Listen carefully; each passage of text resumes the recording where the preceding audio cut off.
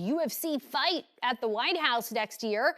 UFC President Dana White confirming Thursday the fight is happening, roughly 2 months after President Trump's initial announcement. The grounds of the White House, championship fight, full fight, like 20, 25,000 people. Ivanka Trump sends a clear message to the sports world. The White House is about to become the most exclusive fighting venue in American history. Quote from Dana White: "When Trump called me, he said I want Ivanka in the middle of this. The South Lawn is getting an octagon. The Lincoln Memorial is hosting weigh-ins, and America's 250th anniversary just got a whole lot more explosive." What's up, fight fans and political junkies? We've got breaking news that's going to blow your mind. The Trump administration just greenlit the most unprecedented sporting event in White House history, and Ivanka Trump is the mastermind making it all happen. This isn't just politics. This isn't just sports. This is history in the making. Dana White, UFC's billionaire CEO, walked into the White House last Friday with what seemed like an impossible dream. But when he walked out, he had presidential approval and Ivanka Trump as his co-conspirator. White literally posted on social media, "The White House fight is on. We got it done today." Finally is right. I got shit to do, everybody. I had a great day. Just about to take off here from Washington, D.C. We had the meeting at the White House. Could not have gone better. This is going to be awesome. White House fight is on. The White House fight is on. I will have more details on that in the next couple weeks. But we got it done today.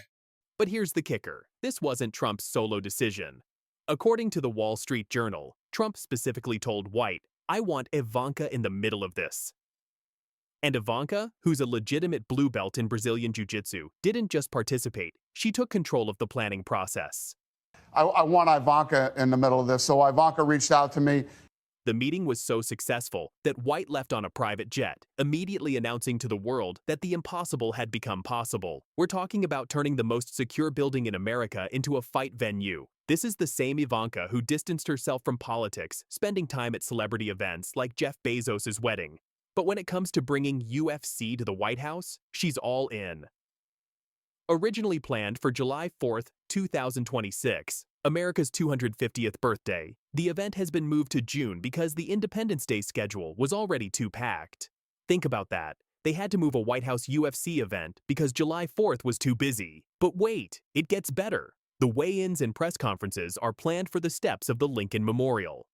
Picture this: fighters staring each other down with Honest Abe watching over them. That's not just a fight. That's American theater. Trump spokesperson Stephen Cheung called it one of the largest and most historic sporting events ever, and a testament to Trump's vision for America's 250th anniversary celebration. This isn't just a fight, it's a national event.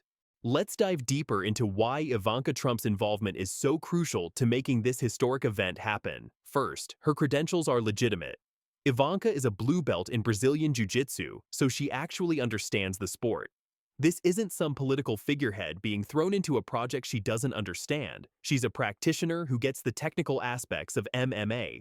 According to Dana White on CBS Mornings, Ivanka reached out to me, and her and I started talking about the possibilities, where it would be, and I put together all the renderings. She's not just rubber stamping decisions, she's actively participating in venue selection and event design.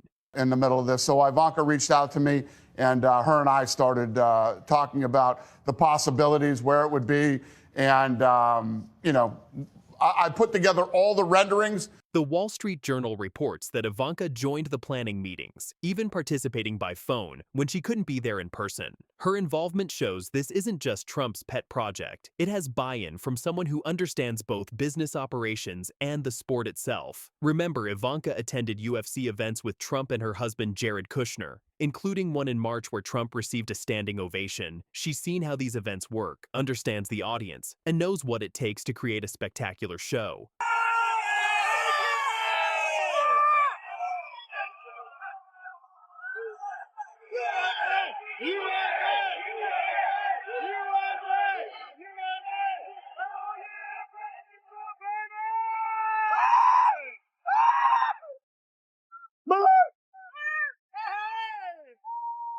Her strategic thinking is evident in the venue changes too. The original plan was the Rose Garden, but that was too small. The move to the South Lawn shows someone thinking about crowd capacity and visual impact. That's Ivanka's business acumen at work. Trump and UFC have a relationship spanning over 2 decades. When UFC was fighting for acceptance and being labeled a brutal spectacle by politicians like Senator John McCain, Trump's Taj Mahal in Atlantic City gave the organization a lifeline. Dana White has never forgotten that support. But this White House event represents something bigger. It's Trump using the presidency to mainstream combat sports at the highest level of American culture. We're talking about legitimizing MMA, not just as entertainment, but as part of American heritage worthy of our most sacred political spaces. The timing is crucial too. UFC just signed a $7.7 billion deal with Paramount and Skydance, expanding to broadcast TV on CBS. This White House event could be the ultimate showcase for that mainstream expansion. And today, they just announced the UFC just signed some crazy deal with Paramount I saw Plus. that. There's going to be no more pay-per-views. All the events are going to be available for everybody for free. Every pay-per-view, everything is going to be available for free. Yeah. What a great move to not just have the UFC for 7 years, but have it for free. UFC and Paramount, what choice did Dana White and the UFC had? You either pay $90 to stream it on pay-per-view or get it free through an illegal streaming service anyway. So from the standpoint of the UFC making a great business decision, yeah, they were already getting ripped off and losing so much money because people were going to illegal streaming services to watch the pay-per-view event. Like, everybody has different apps they can go to, bypass the dollar amount and watch the event. So, hey, you got to do what you got to do. Well, what's he going to get now because it's free? Well, they just inked a $7.7 billion deal for exclusive rights. So well done, buddy. Way to play it. Several prominent fighters are MAGA supporters, including Suga Sean O'Malley, Colby Covington, and Sean Strickland. Conor McGregor has expressed interest in returning for this event, which would be his first fight since 2022. The security implications alone are staggering. Originally, Trump suggested 20,000 spectators, but White now says it'll likely be a closed-off affair with comp tickets only. That means this becomes one of the most exclusive sporting events in history. We've seen tennis matches in the 1920s with President Warren G. Harding, George W. Bush's baseball games on the South Lawn, and Barack Obama's basketball sessions. But a full UFC event with an octagon, thousands of spectators, and national television coverage? That's completely unprecedented. This event could set a precedent for future presidents. Are we looking at the White House becoming a regular venue for major sporting events? Will other combat sports want their moment on the South Lawn? The international implications are huge too. Foreign leaders and diplomats will be watching America host cage fighting at the seat of government. That's either going to be seen as boldly American or completely controversial, probably both. One thing's certain, this event will be studied by historians for decades as a unique moment when American politics and combat sports merged at the highest level. So there you have it. Ivanka Trump isn't just planning a fight, she's orchestrating a historic moment that could redefine how we think about sports, politics, and American culture. Will this White House UFC event become a legendary moment in both political and sports history? Or will it be remembered as the day the presidency jumped the shark? What do you think about hosting cage fights on the South Lawn? Drop your thoughts in the comments. Are you Team Historic Spectacle or Team Presidential Dignity? Smash that like button if you want to see this event happen. Subscribe for more breaking political and sports news. And ring that notification bell so you never miss our coverage of the wildest stories in America. He's afraid, always. He just hold the guys, he's smelling his balls for 25 minutes. Everybody, one more fight, everybody going to be enough of that guy. That fight was horrible. I think one more, and, then they're going to call me to cut his off. So how do you know that he takes you down, you get back up? What do you got that DDP didn't have where he couldn't get back up in that fight? DDP got stuck in that crucifix, Chimaev has good positions above, but he could not hit anyway. But DDP did a worse job. Yeah, he got stuck in the crucifix for 5 minutes, and then when I saw that, I thought, man, the fight is over because you're going to be gassed. But even then, in the last 5th round, he came to fight, and Chimaev was not there to fight stand up again. He need to put down and hold again. That's it. Paulo Costa roast Khamzat Chimaev again after the DDP fight. He said he just hold the guys and smell his for 25 minutes. One more fight, everybody gonna have enough of this guy. And also he sends a clear warning message to Shara Bullet Magomedov. He said, one single good eye poke, be penalized with one less point. Shara fights 100% blind. Deal. Paulo Costa is set to fight Sarah Bullet for UFC Qatar. That is happening in 22 November. We're diving deep into these explosive comments that have the entire MMA world buzzing. Make sure to hit that subscribe button and ring the notification bell because this breakdown is going to be intense. Let's jump right into the fire. Paulo Costa is absolutely going off on newly crowned UFC middleweight champion Khamzat Chimaev, and he's not holding back one bit. Would it be more special if you were able to take the belt from him when you finally fight for the title again? Yeah, of course, everybody knows I don't like the guy, but I don't think too much people, many people take he so serious anymore. You know, he just stopped to fight. He didn't beat anybody in the middleweight division, top contenders or something, or even top 15. He didn't beat anybody in the top 15 middleweight division. How you can take this guy serious? You know, he barely cold beat Usman in 10 days short notice. Usman is a welterweight. He didn't cut away to middleweight. And everybody saw that fight. I was there. Even the guy jumping me in the ground is crazy. After Chimaev's dominant but controversial wrestling heavy victory over Dricus du Plessis at UFC 319, Costa took to social media with some brutal criticism. Here's exactly what the Brazilian bad boy said, and I quote, "He just hold the guys and smell his for 25 minutes. One more fight, everybody gonna have enough of this guy." Now that's some serious trash talk right there. Costa is basically calling out Chimaev's fighting style, saying he just wrestles and holds opponents without creating any real excitement. And honestly, Costa wasn't the only one feeling this way. Even fans at the arena were booing during the fight. Chimaev going to tell you are a coward, and I'm here, I'm gonna look for you, I'm gonna chase for you, and I will not stop until I get to you. This beef between Costa and Chimaev has been brewing for months. Remember, Chimaev previously dismissed Costa, saying his bank account was 10 times better and calling the Brazilian poor. Well, it looks like Costa is firing back with interest. The question is, does Costa have a point about Chimaev's fighting style, or is this just sour grapes from someone who's been calling for this fight forever? But wait, there's more. Costa isn't just targeting Chimaev. He's also got his sights set on his upcoming opponent, Shara Bullet Magomedov. And this one gets dark, folks. Yeah, of course, everybody knows I don't like the guy. He didn't beat anybody in the middleweight division, top contenders or something, or even top 15. He didn't beat anybody in the top 15 middleweight division. How you can take this guy serious, you know? He barely cold beat Usman in 10 days short notice. Usman is a welterweight. He didn't cut away to middleweight. And everybody saw that fight. I was there. After beat Whitaker, bro, I will not want to hear his name. Him. He need to do something. He need to beat somebody at least top 10 in the middleweight. He didn't yet, and I don't think he's capable. For those who don't know, Costa is set to fight Magomedov at UFC Qatar on November 22nd. Now, what makes this particularly interesting and controversial is that Magomedov fights with only one functional eye after a training injury early in his career.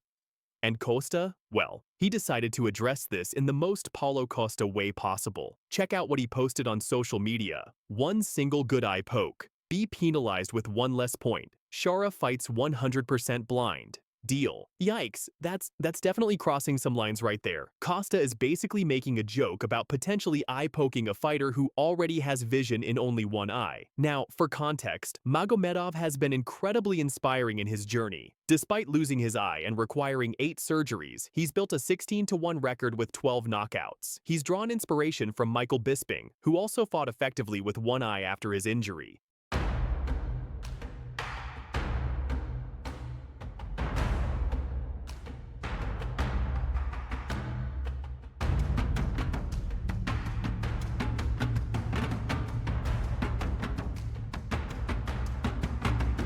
Magomedov is a legit threat too. He's coming off spectacular knockouts, including that insane double-spinning back fist that went viral. This isn't going to be an easy fight for Costa, despite his trash talk. Now, let's put this all in perspective. Paulo Costa is at a crossroads in his career right now. The 34-year-old Brazilian has only won one of his last 5 fights before his recent victory over Roman Kopylov at UFC 318. Way out, hanging tough. Oh, then he went high. And this is now the longest pro fight of Paulo Costa's career. He's hurt. Might end here shortly.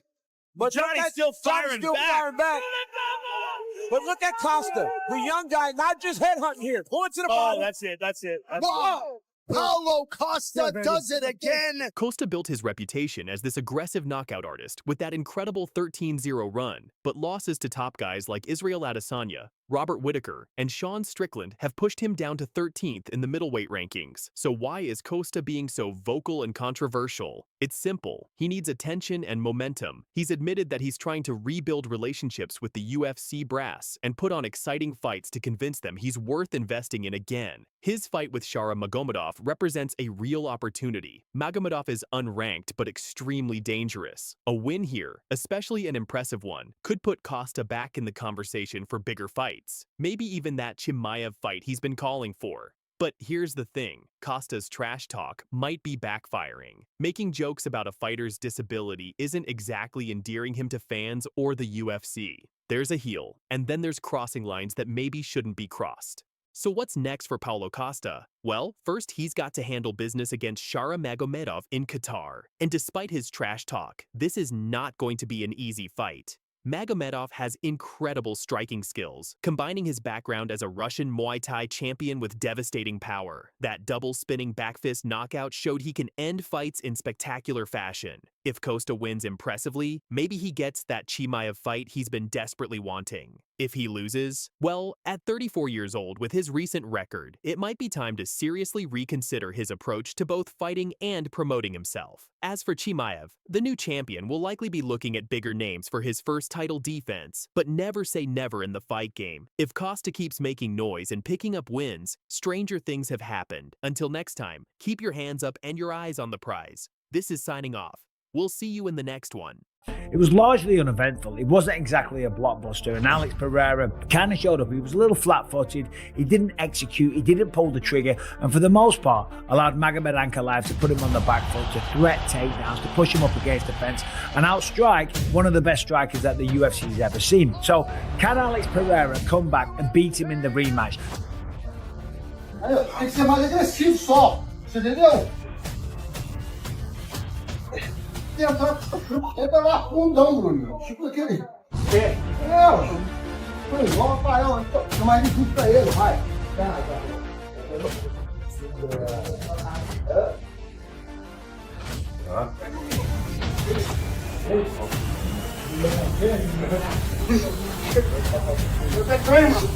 Go. Go. Go. Alright, good. Bora. Levanta, levanta. Get up. Bora, vai lá.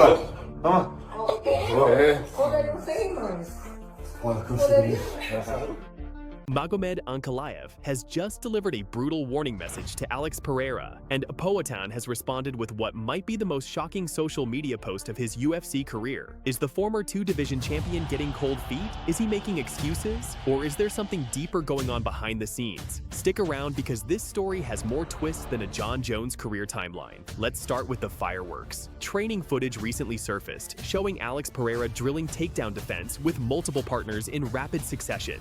Sounds normal, right? Well, not according to the man who took his belt. Magomed Ankalaev saw this footage and absolutely destroyed Pereira on social media with this savage response. This guy brought a punch taxi driver to help him with wrestling. You don't need to worry about wrestling, I'm gonna find this big head again. Tem que ser mais agressivo só, você entendeu? Entra lá fundão, Bruno. Tipo aquele. Foi igual a Rafael. É mais difícil pra ele, vai.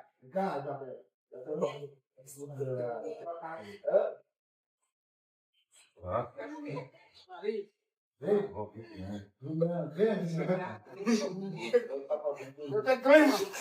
go.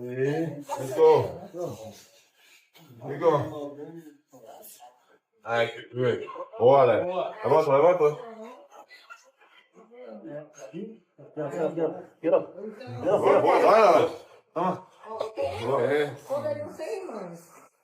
Consegui.